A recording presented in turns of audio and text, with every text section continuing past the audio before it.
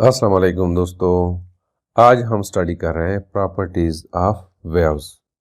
यानी कि आज के लेक्चर में हम एक्सप्लेन करेंगे reflection of waves, refraction of waves and diffraction of waves. Reflection, refraction and diffraction of waves जो है इसको हम प्रॉपर्टीज ऑफ वेव्स कहते हैं। इन प्रॉपर्टीज को हम रिपल टैंक की मदद से एक्सप्लेन करेंगे। रिपल टैंक क्या है? रिपल टैंक जो है it is a device with the help of which we can study the various properties, या हम कह सकते हैं कि the various characteristics of water wave. Ripple tank जो है एक ऐसी डिवाइस है जिसके थ्रू हम वाटर वेव्स के डिफरेंट प्रॉपर्टीज को हम स्टडी करा सकते हैं। जैसे कि आपको यहाँ पे नज़र आ रहा है, ये रिपल टैंक है और ये रिपल टैंक जो है एक ट्रांसपेरेंट ट्रे पे मुश्तमिल है।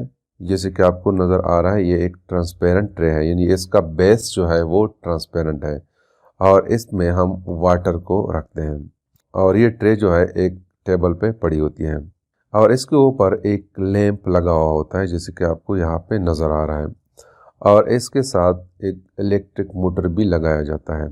इलेक्ट्रिक मोटर क्या करता है कि उसको जब हम ऑन करते हैं तो इसके साथ डिपर्स लगे हुए होते हैं, तो वो डिपर्स जो है वाइब्रेट करते हैं।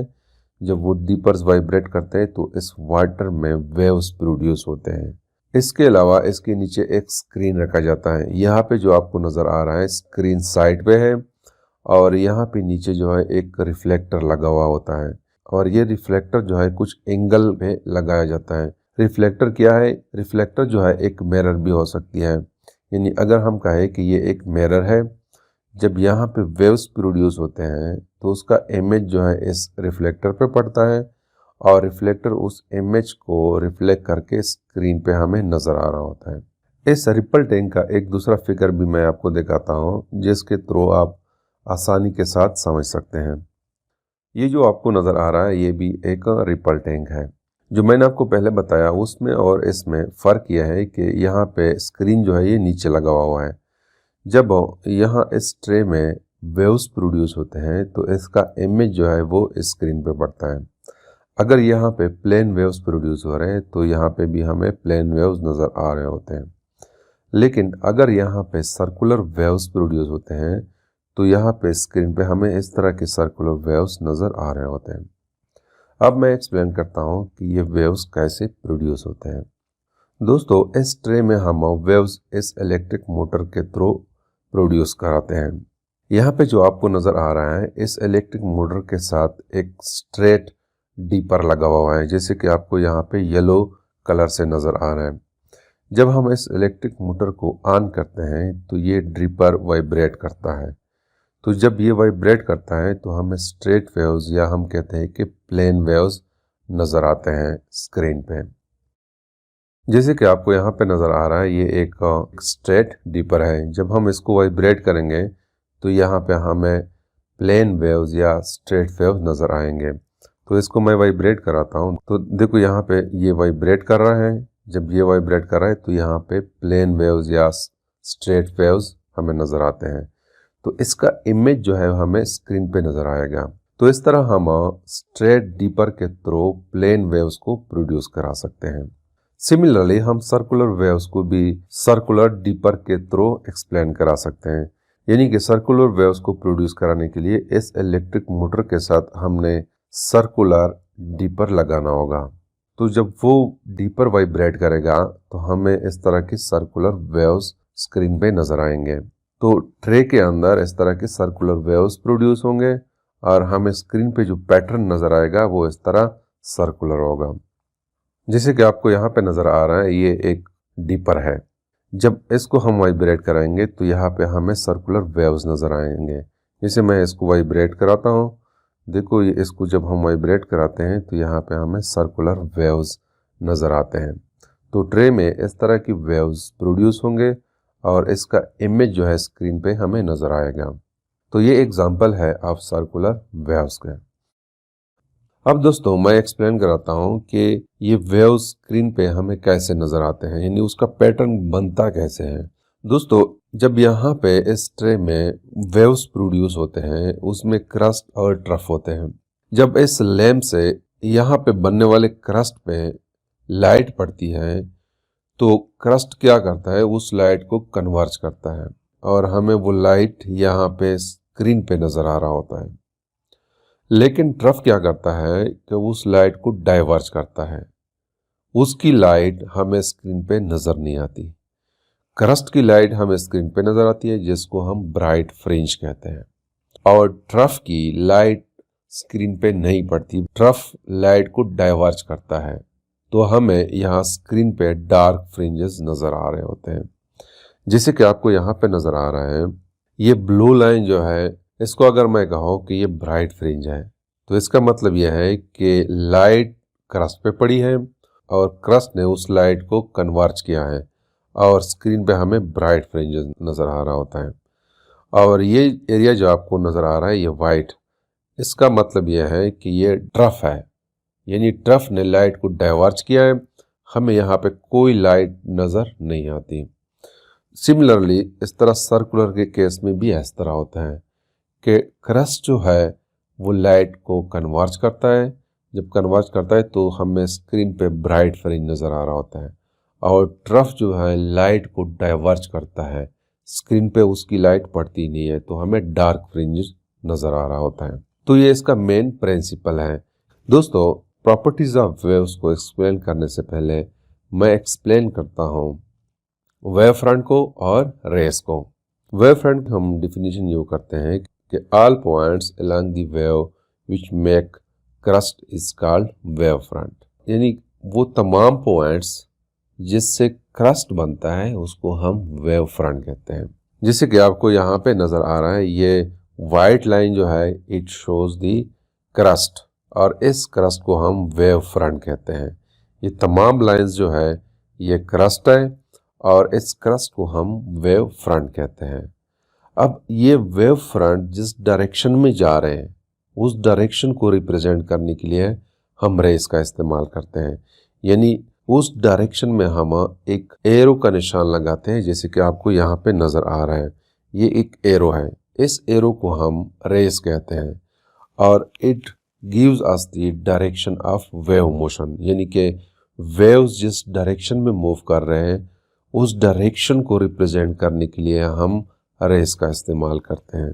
तो हम कह सकते हैं कि रेस जो है signifying the direction of wave motions and always perpendicular to the wave front, या क्रस्ट के बिल्कुल परपेंडिकुलर होते हैं।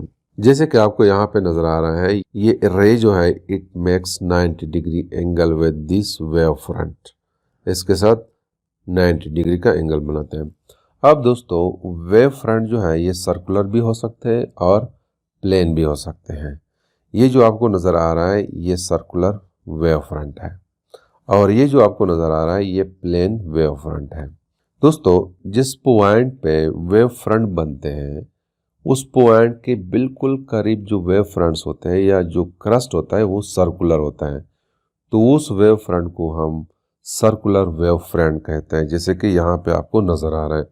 लेकिन अगर यही वेव फ्रंट बहुत दूर गया है उस पॉइंट से, फॉर एग्जांपल मैं कहता हूँ कि इस पॉइंट पे क्रस्ट प्रोड्यूस हो रहा है या वेव फ्रंट प्रोड्यूस हो रहा है, जब इस पॉइंट से बहुत दूर चले जाता है जैसे कि यहाँ पे दिखाया गया है, इसका मतलब यह है कि ये उस पॉइंट से बहुत दूर है, तो यही वेव फ्रंट यहाँ पे हमें स्ट्रेट नज़र आ रहा होता है, यानी यहाँ पे बिल्कुल फ्लैट हो जाता है, तो इस वेव फ्रंट को हम प्लेन वेव फ्रंट कहते हैं।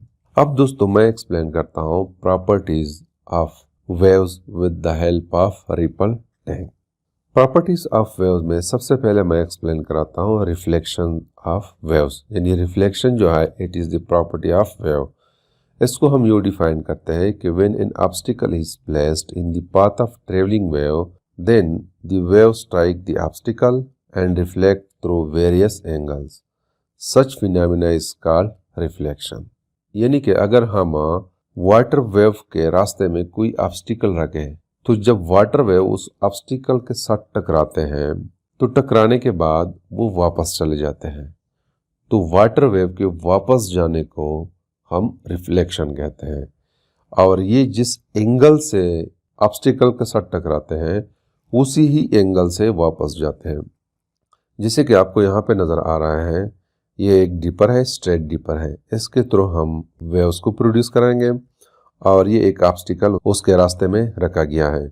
जब यहाँ से वेव्स जनरेट होते हैं, इसके साथ स्ट्राइक करते हैं, तो जिस एंगल के साथ स्ट्राइक करते हैं उसी एंगल से वो वापस जाएंगे।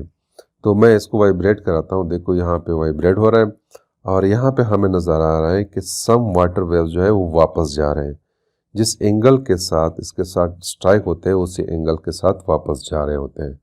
तो this is called the reflection of waves. और यहाँ पे जो आपको नज़र आ रहा है ये ऑब्स्टिकल जो है इट मेक्स सम एंगल के साथ यहाँ पे रखा गया है। तो यहाँ पे वेव्स जनरेट होंगे और जब जिस एंगल के साथ इस ऑब्स्टिकल के साथ टकराएंगे उसी एंगल के साथ वापस जाएंगे, यानी यहाँ से यहाँ जाके इसके साथ टकराएंगे और इस डायरेक्शन में वापस जाएंगे। तो ये मैं आपको दिखाता हूँ, वेव्स यहाँ पे प्रोड्यूस होते हैं, देखो यहाँ पे हमें नज़र आ रहा है कि इस डायरेक्शन में वापस जा रहे हैं। तो जिस एंगल के साथ इस ऑब्स्टिकल के साथ वेव्स टकराते हैं उस एंगल के साथ वापस भी रिफ्लेक्ट होते हैं। तो this is called the reflection of waves. और इसको आपकी बुक में इस फिगर के थ्रू एक्सप्लेन कराया गया है। ये वेव फ्रंट है, यानी ये जो आपको नज़र आ रहा है वेव फ्रंट है, और ये कोई बैरियर या हम कहते हैं कोई ऑब्स्टिकल है उसके रास्ते में रखा गया है।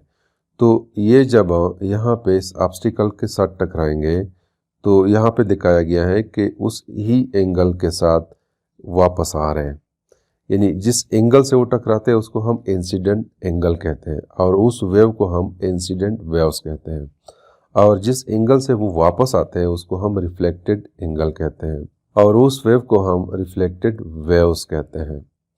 तो ये एक एग्जांपल है। दूसरा एग्जांपल ये है कि ये ऑब्स्टिकल जो है इट मेक्स सम एंगल, तो यहाँ पे इंसिडेंट रेज इसके साथ टकराते हैं और बिल्कुल वापस जाने के बजाय वो इस डायरेक्शन में मूव करते हैं।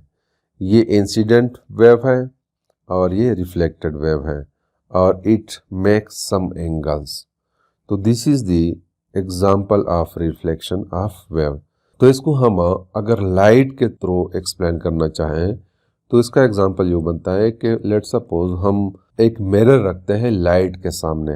वो मिरर क्या करती है कि जितनी लाइट उस मिरर पे पड़ती है वो वापस आ जाती है। तो लाइट के इस वापस आने को हम रिफ्लेक्शन ऑफ लाइट वेव कहते हैं।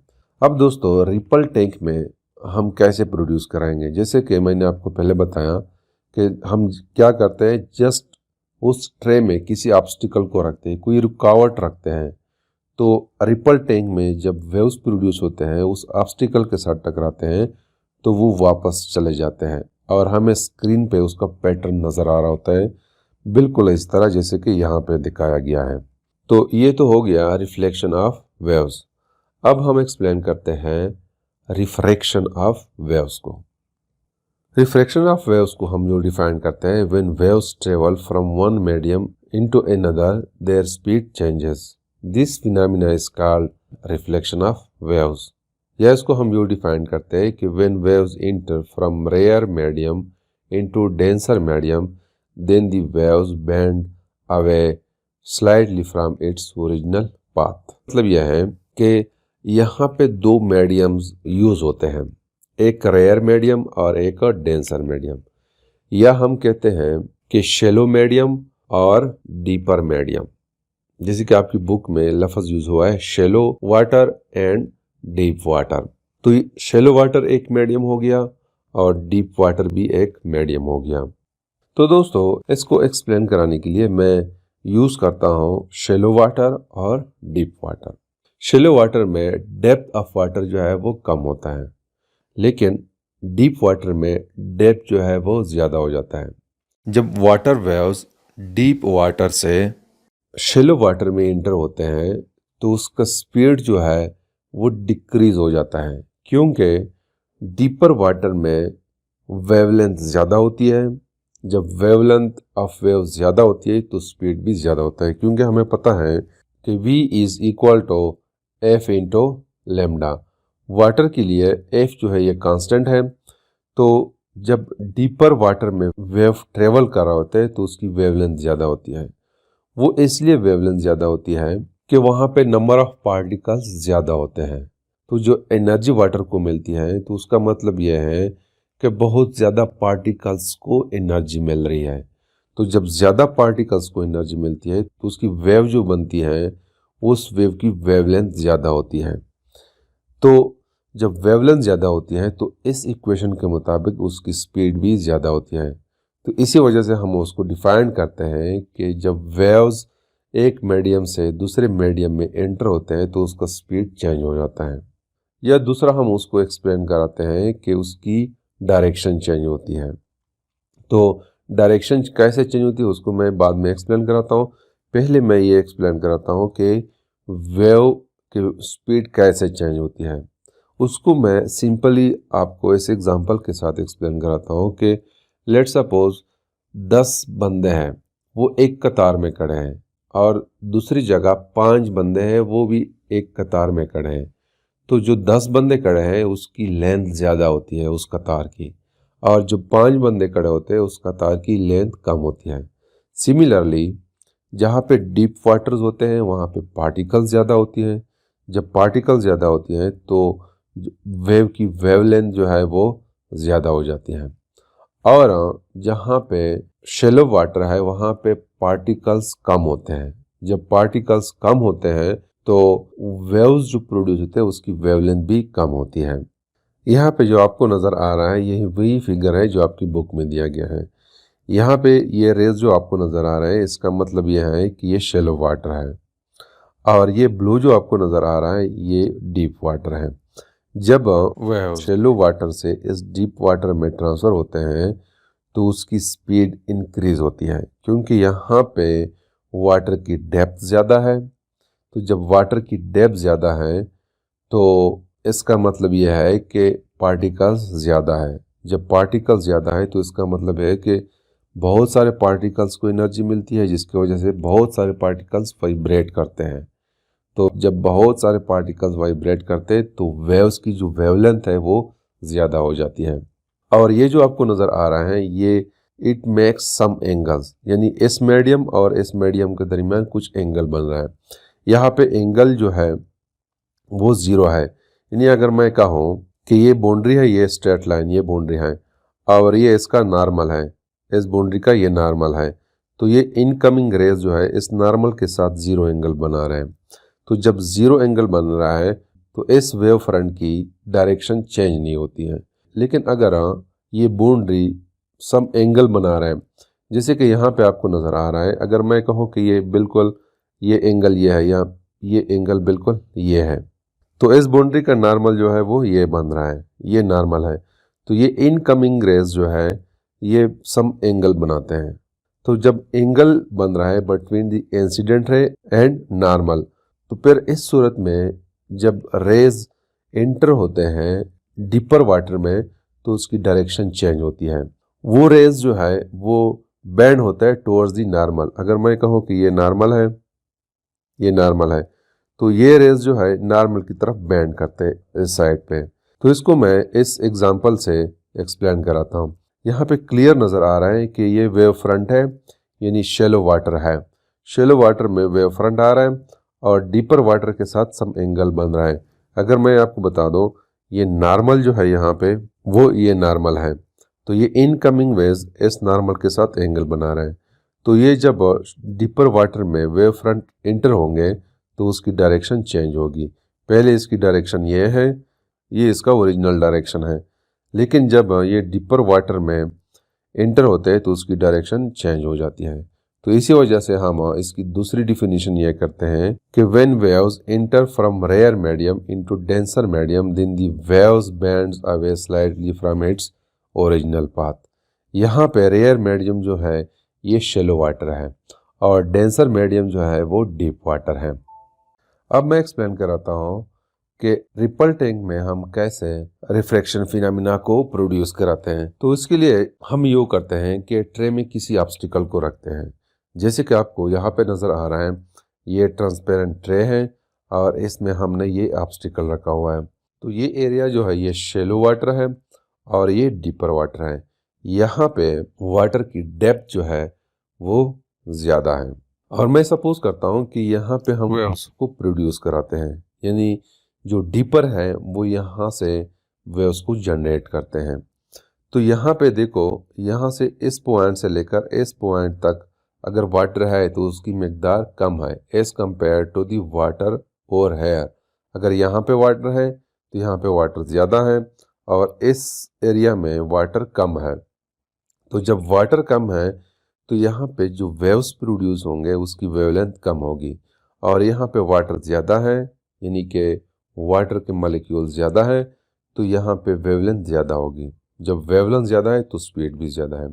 तो जब वेव्स इस मीडियम से इस मीडियम में इंटर होते हैं तो उसकी स्पीड इंक्रीज होती है, यानी इन अदर वर्ड्स हम कहते हैं कि उसकी वेवलेंथ इंक्रीज होती है। जब वेवलेंथ इंक्रीज है तो स्पीड भी इंक्रीज है। जैसे कि मैंने आपको बताया कि v is equal to F into lambda. जब लेमडा इंक्रीज हो रहा है तो स्पीड इंक्रीज हो रहा है। एक्चुअल में सबसे पहले लेमडा इंक्रीज हो रहा है, यानी अगर यहाँ पे वेव्स बन रहे हैं तो ये वेव्स बन रहे हैं, और यहाँ पे सेट पे वेव्स बन रहे हैं तो वो कुछ यो होंगे। तो ये वेवलेंथ और ये वेवलेंथ, इसमें फ़र्क है। यहाँ पे वेवलेंथ ज़्यादा है और यहाँ पे वेवलेंथ जो है वो कम है। जब वेवलेंथ कम है तो यहाँ पे स्पीड कम है और यहाँ पे स्पीड ज़्यादा है। अब मैं एक्सप्लेन कराता हूँ डिफ्रैक्शन को। डिफ्रैक्शन ऑफ वेव्स को हम ये एक्सप्लेन कराते हैं कि the bending of waves around the corners of obstacle is called diffraction. यानी अगर कोई ऑब्स्टिकल है, उस ऑब्स्टिकल के कॉर्नर पे जब लाइट पड़ती है तो लाइट के पड़ने के बाद वो बेंड हो जाती है टुवर्ड्स इट्स शेडो।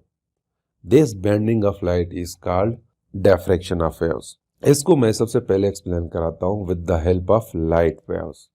दोस्तों, मैं सपोज करता हूँ कि ये हमारे पास एक ऑब्स्टिकल है और इस ऑब्स्टिकल के साथ हमने एक स्क्रीन रखा हुआ है, या मैं कहता हूँ कि एक दीवार है, और यहाँ पे एक सोर्स ऑफ लाइट है। तो जब ये लाइट यहाँ इस ऑब्स्टिकल पे पड़ती है तो हमें इस ऑब्स्टिकल का साया जो है इस स्क्रीन पे नज़र आ रहा होता है। तो नॉर्मली ये होना चाहिए कि जितनी इस ऑब्स्टिकल की लेंथ है उतनी ही इस स्क्रीन पे उसका साया नज़र आना चाहिए। लेकिन हम देखते हैं कि इस ऑब्स्टिकल का शेडो यानी कि साया यहाँ स्क्रीन पे कम होता है, उसकी लेंथ कम होती है as compare to the length of this obstacle. वो इसलिए है कि जब लाइट इस कॉर्नर पे पड़ती है, इस कॉर्नर पे, तो बजाय स्ट्रेट जाने की वो बेंड हो जाती है यहाँ तक, यहाँ स्क्रीन पे पड़ती है। तो इसी वजह से हमें जो साया नज़र आ रहा होता है वो यहाँ से लेकर यहाँ तक है, यानी इसकी लेंथ कम है और इस ऑब्स्टिकल की लेंथ ज़्यादा है। क्योंकि जब लाइट रेज इस कॉर्नर पे पड़ती है तो वो बेंड हो जाती है टुवर्ड्स इट्स शेडो, यानी कि इस ऑब्स्टिकल के साइड पे बेंड हो जाती है। इस साइड पे बेंड नहीं होती, इस ऑब्स्टिकल के शेडो की साइड पे बेंड हो जाती है। दूसरा ये कि हमारे घरों में विंडोज होते हैं, विंडो की साइज जो होती है वो कम होती है। जब उस पे लाइट पड़ती है तो हमारा पूरे का पूरा कमरा रोशन हो जाता है। हालांकि होना तो ये चाहिए कि जितनी विंडो की साइज है उतनी ही रोशनी की साइज होनी चाहिए, जिसको मैं एक्सप्लेन कराता हूँ कि लेट्स सपोज ये विंडो है और ये हमारा पूरा का पूरा कमरा है। जब लाइट पड़ती है तो होना तो ये चाहिए कि जितनी इस विंडो की साइज है उतनी ही हमें यहाँ पे रोशनी नज़र आनी चाहिए। लेकिन हम देखते हैं कि हमारा पूरा का पूरा रूम जो है वो रोशन हो जाता है। वो इसलिए है कि जब लाइट इस कॉर्नर पे पड़ती है तो वो बेंड हो जाती है इस डायरेक्शन में, और इस कॉर्नर पे जब पड़ती है तो वो भी बेंड हो जाती है इस डायरेक्शन में। तो पूरा का पूरा कमरा जो है हमारा रोशन हो जाता है। इस बेंडिंग ऑफ लाइट को हम डिफ्रैक्शन कहते हैं। अब मैं एक्सप्लेन कराता हूँ डिफ्रैक्शन ऑफ वाटर वेव्स को। डिफ्रैक्शन ऑफ वाटर वेव को मैं इस एग्जांपल के साथ एक्सप्लेन कराता हूँ कि लेट्स सपोज ये एक ऑब्स्टिकल है, ये जो आपको नज़र आ रहा है इसमें एक स्मॉल ओपनिंग है। जब यहाँ पे वेव्स प्रोड्यूस होते हैं वाटर में, वो जब इस ऑब्स्टिकल में से पास होते हैं तो वो बेंड हो जाते हैं। तो इस बेंडिंग ऑफ वाटर वेव्स को हम डिफ्रैक्शन ऑफ वाटर वेव्स कहते हैं। जैसे कि मैं आपको यहाँ पे दिखाता हूँ, ये वाटर वेव्स प्रोड्यूस हो गए और यहाँ पे जब पास होते हैं तो बेंड हो जाते हैं। तो ये देखो, ये बेंड हो रहे हैं। तो this is called diffraction of water waves. अब इस diffraction of water waves phenomena को रिपल टैंक में कैसे प्रोड्यूस कराते हैं। तो उसमें हम डिफ्रैक्शन फिनोमेना इस तरह प्रोड्यूस कराते हैं कि लेट सपोज ये एक ट्रे है और इस ट्रे में इस जगह पे वाटर वेव्स प्रोड्यूस हो रहे हैं। तो हम इसके रास्ते में दो ऑब्स्टिकल रखते हैं, एक ऑब्स्टिकल ये रख दिया और एक ऑब्स्टिकल ये रख दिया। तो इसमें एक स्मॉल ओपनिंग छोड़ देते हैं। जब ये वाटर वेव्स इनमें से पास होते हैं तो पास होने के बाद ये डिफ्रैक्ट होते हैं। तो this is called diffraction of water waves. दूसरी बात दोस्तों नोट कर लें कि ये ओपनिंग जो है ये उतनी होनी चाहिए एटलीस्ट जितनी इस वाटर वेव्स की वेवलेंथ है। तो जब ये ओपनिंग कंपेरेबल हो to the wavelength of water waves उतनी ही बेंडिंग ज़्यादा होती है। जैसे कि यहाँ पे दिखाया गया है, ये एक स्मॉल ओपनिंग है और ये ओपनिंग जो है एटलीस्ट कंपेरेबल है to the wavelength of this water waves. तो हमारे पास ये वेव फ्रंट बन रहे हैं, सर्कुलर वेव फ्रंट बन रहे हैं। और अगर ये ओपनिंग ज़्यादा है जैसे कि यहाँ पे नज़र आ रहा है तो हमारे पास इस तरह की वेव फ्रंट्स बनते हैं, यानी मेजॉरिटी ऑफ वेव्स जो है वो स्ट्रेट मूव करते हैं। तो फिर इस सूरत में हमारे पास इस तरह की वेव फ्रंट बनती है। तो बेस्ट बैंडिंग के लिए कंडीशन यह है कि ये ओपनिंग जो है इक्वल हो या comparable to the wavelength of incident waves. So this is something about the diffraction of waves. Thank you.